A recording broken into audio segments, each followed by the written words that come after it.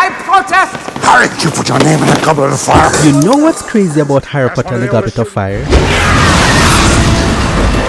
It's the movie where Harry Potter stopped feeling like a magical school adventure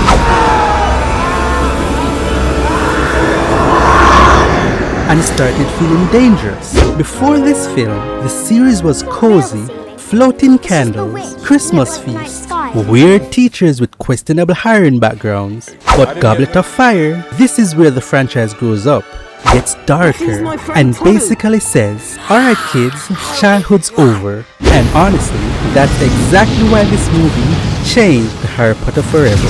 The first 3 Harry Potter films still had wonder at the center of everything. Even when scary things happened in Harry Potter and the Prison of Azkaban, there was still warmth underneath it. Hogwarts still felt safe, magical, and comfortable. Then, Goblet of Fire opens with a murder. That's not subtle.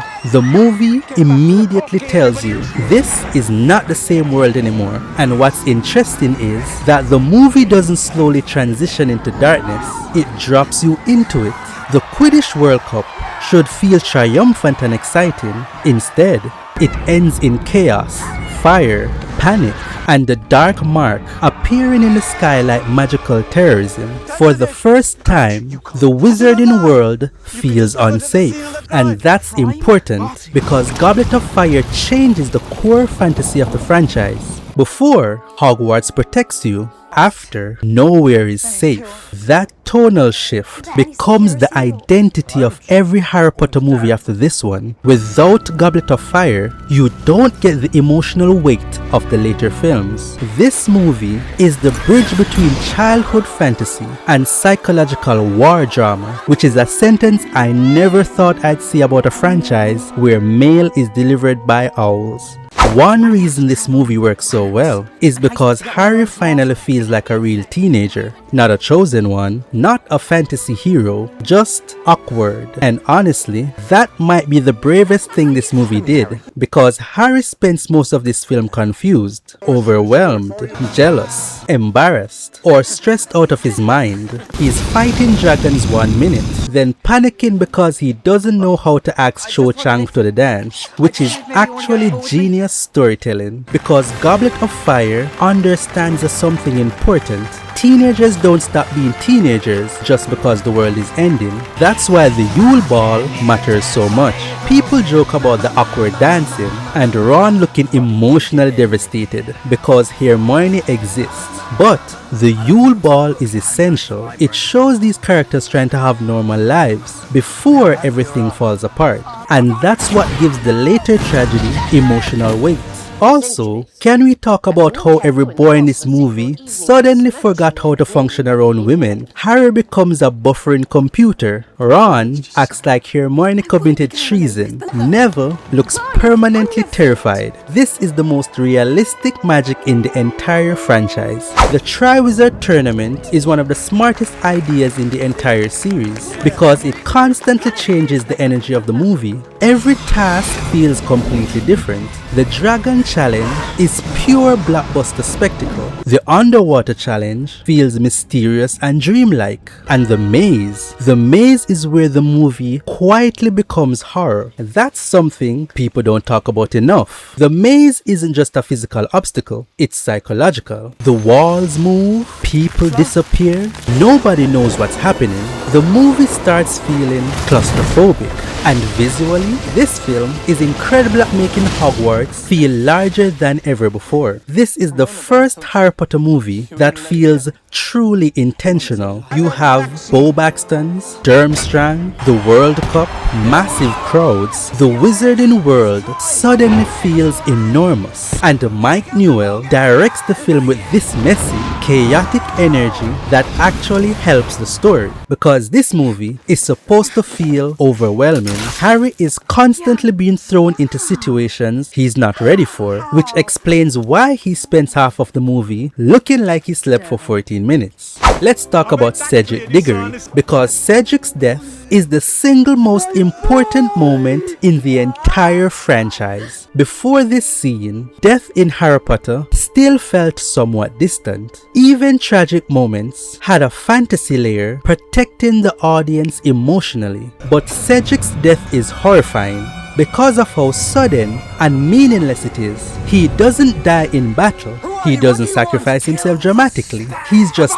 there and then he's gone. Kill the spear. That line changed the entire franchise. And what makes the scene even more disturbing is how quiet it feels afterward. Harry returns with Cedric's body, and suddenly, the movie stops being fantasy entertainment. It becomes grief.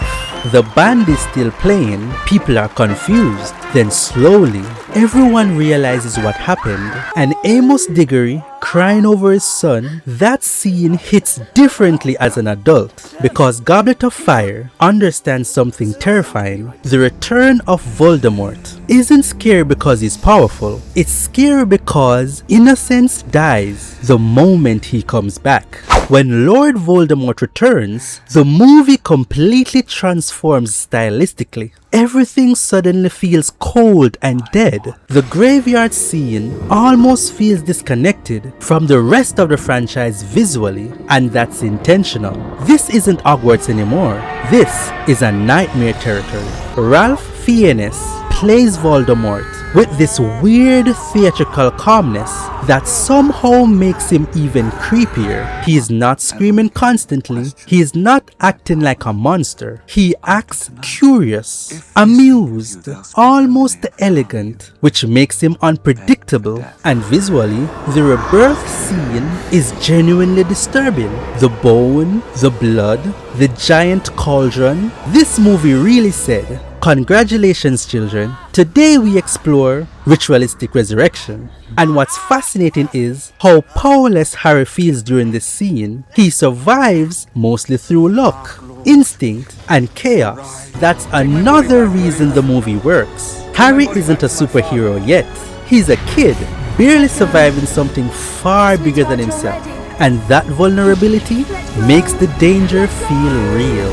Even among Harry Potter fans, Goblet of Fire feels unique. Some people love it, some people think it's too rushed. Some are still emotionally recovering from everybody's hairstyles, which honestly, fair. But the movie's chaotic structure is part of what makes it memorable. It constantly shifts genres: sports movie, teen movie, mystery, political thriller, horror film, and somehow it still works because underneath all the dragons and magic, the movie is really about one thing: loss of innocence. That's the true beginning of the second half of Harry Potter. Not Order of the Phoenix, not Half-Blood Prince. Goblet of Fire is where the emotional DNA of the franchise changes permanently.